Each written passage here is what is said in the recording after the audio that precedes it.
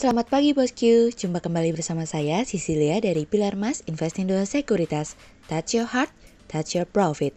Nah, seperti biasa kita akan mulai saja nih market review kita hari ini, Jumat 20 Agustus 2021 dengan episode No Time for Tears. Maka dari itu jangan kemana-mana ya bosku, tetap di channel Pilar Mas Investindo Sekuritas.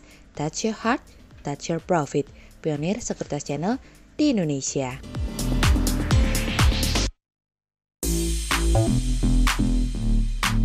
Seperti biasa kita akan mulai dari Global Economics Calendar. Ada berita dari US Initial Jobless Claims yang turun dari sebelumnya 377K menjadi 348K.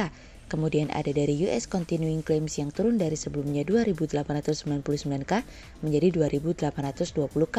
Kemudian ada dari US Philadelphia Fed Business Outlook yang turun dari sebelumnya 21,9 menjadi 19,4. Selanjutnya kita beralih ke corporate news. Ada berita dari PT Modern International Tbk atau MDRN yang mencatat penjualan neto 87,25 miliar rupiah hingga periode 31 Desember 2020 turun dari penjualan neto 125,45 miliar rupiah di periode yang sama di tahun sebelumnya dari iqplus.info.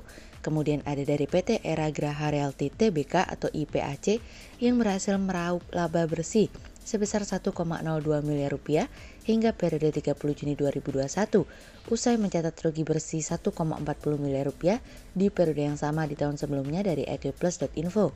Kemudian ada dari PT Sari Melati Kencana Tbk atau PZZA yang mencatat penjualan 1,69 triliun rupiah hingga periode 30 Juni 2021, turun dibandingkan dengan penjualan 1,82 triliun rupiah di periode yang sama di tahun sebelumnya dari iqplus.info. Kemudian pada perdagangan hari Kamis tanggal 19 Agustus 2021, IHSG ditutup melemah 125 poin atau minus 2,06% menjadi 5.992.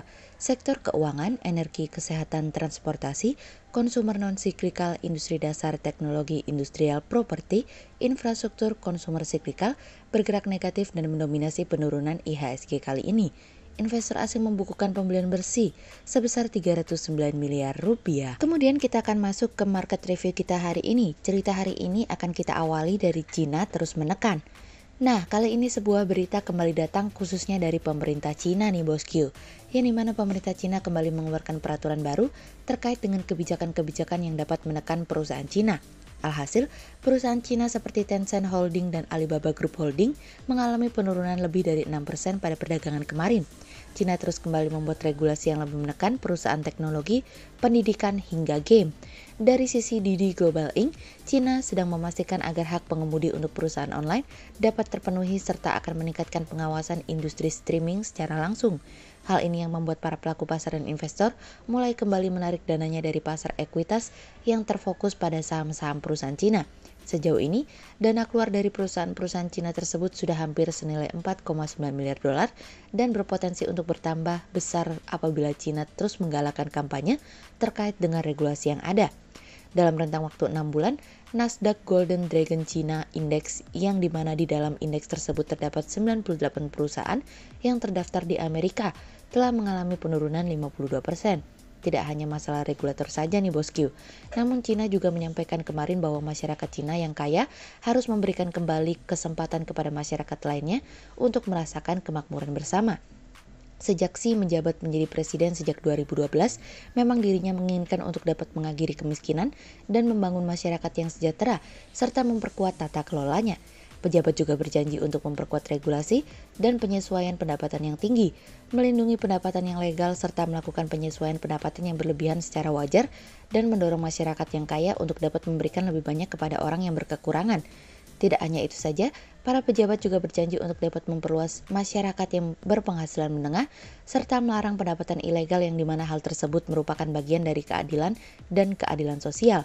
Saat ini ketidaksetaraan kekayaan dan pendapatan Cina telah mengalami penurunan hingga ke tahap yang serius, yang dimana para pejabat harus menjadikannya sebagai prioritas.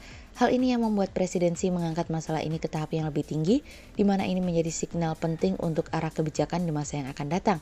Presidensi sendiri berjanji akan menyediakan situasi dan kondisi yang lebih baik bagi masyarakat untuk meningkatkan jenjang pendidikan merata sehingga masyarakat memiliki kesempatan untuk mendapatkan pendapatan. Untuk mencapai tujuan tersebut, pemerintah akan terus membantu melindungi hak-hak masyarakat yang memiliki pekerjaan yang baru. Cina tampaknya berbenah untuk menjadi negara yang lebih baik lagi dengan adanya pemerataan pembangunan nasional. Blueprint untuk rencana kerja di mana yang akan datang tampaknya sudah siap untuk dijalankan. Oleh sebab itu kami melihat memang tidak mudah untuk melakukan dan mewujudkan sesuatu di tengah situasi dan kondisi saat ini. Namun apa yang dilakukan Cina merupakan upaya untuk menjaga agar pertumbuhan dapat terus berkelanjutan. Kemudian cerita selanjutnya datang dari pemulihan ekonomi nasional. Kementerian Keuangan mencatat realisasi anggaran program pemulihan ekonomi nasional per 13 Agustus 2021 mencapai 320,35 triliun rupiah atau setara dengan 43% dari total pagu 744,77 triliun rupiah. Adapun pagu PEN sebesar 744,77 triliun rupiah merupakan penyesuaian yang dilakukan dari pagu sebelumnya sebesar 699,43 triliun rupiah untuk menghadapi eskalasi penyebaran COVID-19 akibat varian Delta pada awal Juli lalu. Fokus pemerintah hingga akhir tahun 2021 dan 2022 masih akan berpusat pada pemulihan kesehatan serta ekonomi. Kementerian Keuangan telah menetapkan anggaran PEN untuk tahun 2022 sebesar 321,2 triliun rupiah. Anggaran untuk program PEN tersebut akan bersifat responsif dan fleksibel.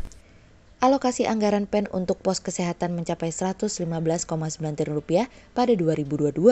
Anggaran tersebut akan difokuskan pada program vaksinasi dan penanganan kesehatan. Beberapa di antaranya yaitu untuk penerapan testing, tracing, dan treatment, perawatan pasien COVID-19, pembiayaan vaksinasi, obat COVID-19, insentif tenaga kesehatan, dan penanganan kesehatan di daerah. Di samping itu, anggaran PEN untuk pos perlindungan sosial pada 2022 mencapai 153,7 triliun rupiah. Beberapa bantuan sosial yang akan tetap digulirkan pemerintah pada tahun depan, yaitu bantuan berupa kartu sembako, PKH, dan kartu prakerja. Kemudian pemerintah juga akan melanjutkan sebagian program perlindungan sosial di masa pandemi seperti BLT Desa. Sri Mulyani menambahkan fokus anggaran juga untuk antisipasi perlindungan kepada masyarakat lanjutan seperti BST, kartu sembako, PPKM, dan bantuan kuota internet. Hal ini diharapkan dapat mempertahankan konsumsi masyarakat tetap stabil, di mana subsidi tersebut dapat menggantikan kebutuhan pokok harian. Sehingga berdasarkan technical analisa, kami melihat saat ini IHSG memiliki peluang bergerak melemah terbatas dan ditradingkan pada level 5.914 hingga 6.047. Namun saat ini kami melihat adanya kesempatan untuk melakukan akumulasi beli. Yang penting perhatikan valuasi saham tersebut ya. Apakah ada kesempatan untuk mengalami penguatan meskipun tipis? Maybe. Berikut stock watch pilar Mas hari ini ya bosku. Yang pertama ada dari SCMA, kemudian yang kedua ada dari TLKM, dan yang ketiga ada dari AGI. Berikut dua saham yang kami analisa hari ini ya bosku. Yang pertama ada dari CTRA atau PT Ciputra Development Tbk yang mencatatkan pendapatan senilai 4,02 triliun rupiah pada semester pertama tahun ini. Pencapaian positif sepanjang semester tahun ini perlu diapresiasi. Hal ini seiring pencapaian pendapatan yang membukukan 4,02 triliun rupiah atau tumbuh 43,57% dibandingkan periode yang sama di tahun lalu, di tengah mengingat masih terbebani pandemi corona yang menyebabkan daya beli masyarakat turut tertekan. Meningkatnya pendapatan perusahaan ditopang dari segmen rumah hunian dan ruko yakni senilai 2,04 triliun rupiah. Sehingga berdasarkan technical analisa dalam tren pada jangka waktu short term berpotensi untuk bearish dengan target 800 dan tingkat probabilitas sebesar 36%. Sementara dalam jangka waktu long term berpotensi untuk bearish dengan target 700 dan tingkat probabilitas sebesar 59%. Kemudian yang kedua ada dari ACST atau PT Akset Indonesia Tbk yang di semester 1 2021 membukukan penurunan pendapatan sebesar 13,98% secara tahunan menjadi 644,06 miliar rupiah dari sebelumnya 748,74 miliar rupiah.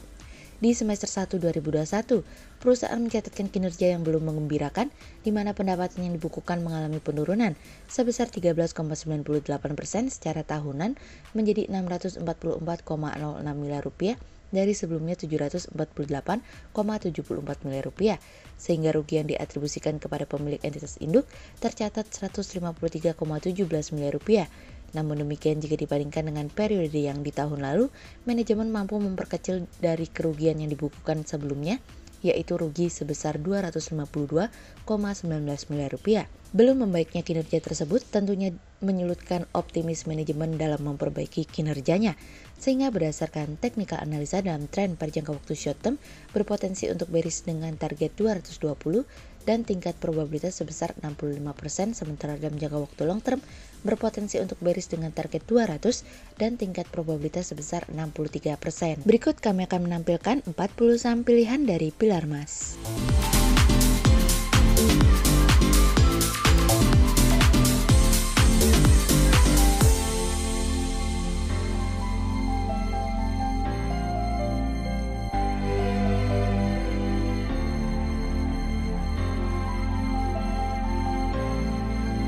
Sekian untuk review market kita kali ini ya bosku. Untuk info lebih lengkapnya bosku bisa download PDF dengan klik link di bawah video ini, atau bisa juga langsung akses ke website kami di www.pilarmas-investindo.co.id. Dan jangan lupa untuk selalu jaga kesehatan buat para bosku ya. Kita akan bertemu lagi besok pagi untuk market review yang berikutnya. Jadi jangan lupa like, subscribe, dan tonton terus channel Pilar Mas Investindo Sekuritas. Touch your heart, touch your profit. Pionir Sekuritas Channel di Indonesia.